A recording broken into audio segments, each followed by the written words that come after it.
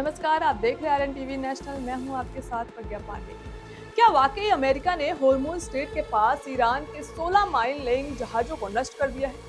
अगर अमेरिका का यह दावा सच है तो इसका मतलब है कि मध्य पूर्व में एक बड़ा सैन्य टकराव शुरू हो चुका है। दूसरी तरफ ईरान कह रहा है कि उसने अब तक हॉर्मोज स्ट्रेट में कोई समुद्री माइंस नहीं बिछाई है। तो फिर सवाल उठता है कि अमेरिका ने यह कार्रवाई किस आधार पर की?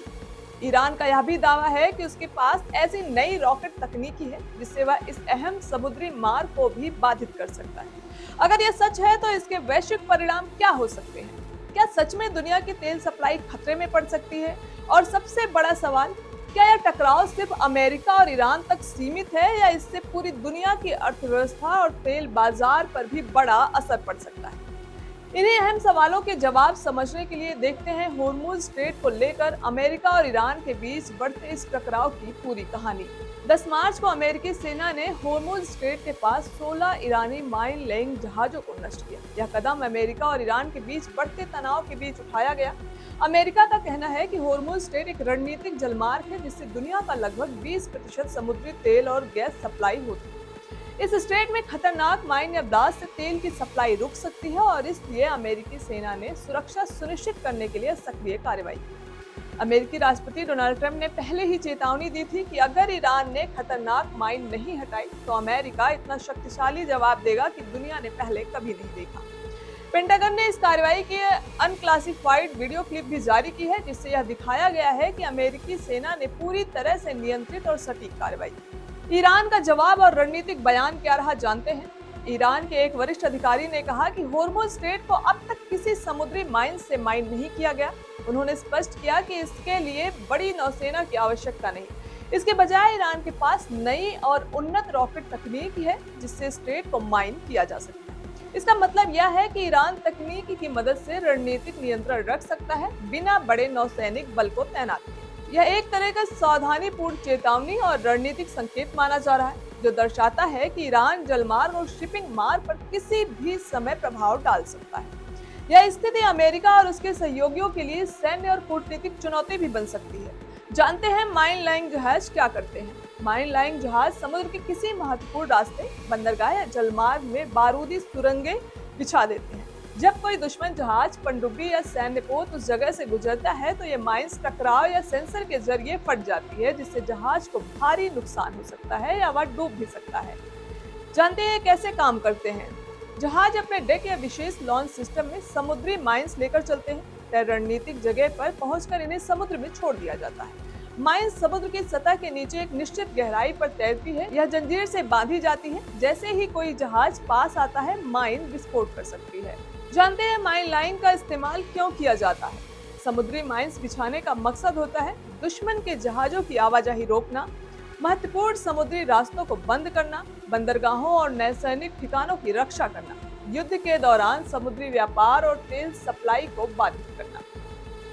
जानते हैं हॉर्मुज स्ट्रेट क्यों महत्वपूर्ण है। यह ओमान की खाड़ी को फारस की खाड़ी से जोड़ता है। यहाँ से विश्व का करीब 20% समुद्री तेल और गैस सप्लाई होती है।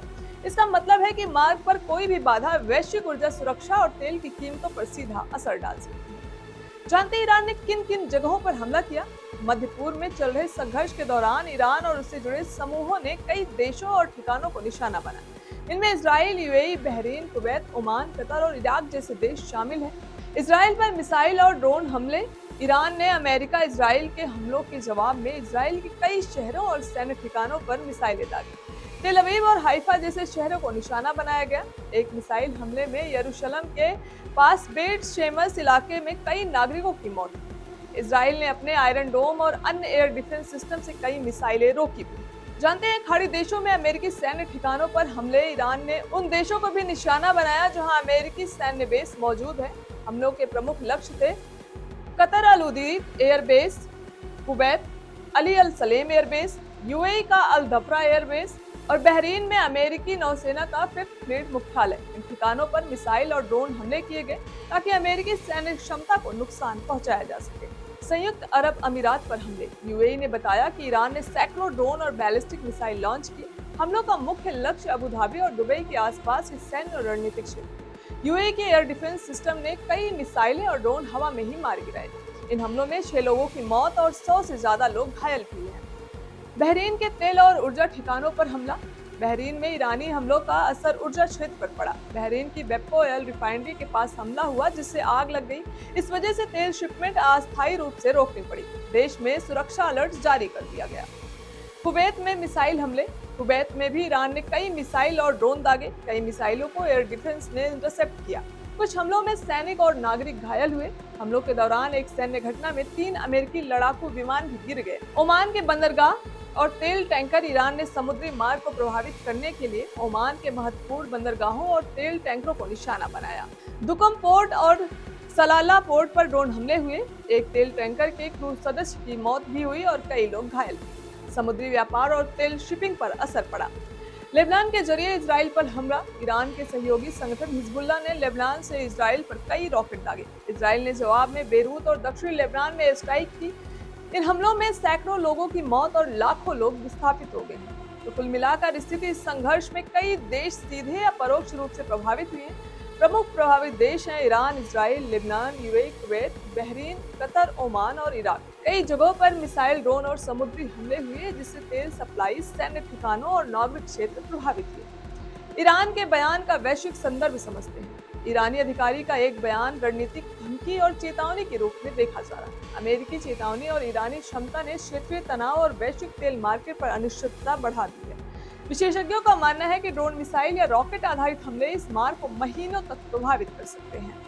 तो कुल मिलाकर होमरूल स्टेट को लेकर अमेरिका और ईरान के बीच टकराव सिर्फ सैन्य कार्रवाई तक सीमित नहीं, बल्कि यह वैश्विक ऊर्जा सुरक्षा में भी सीधे जुड़ा हुआ है।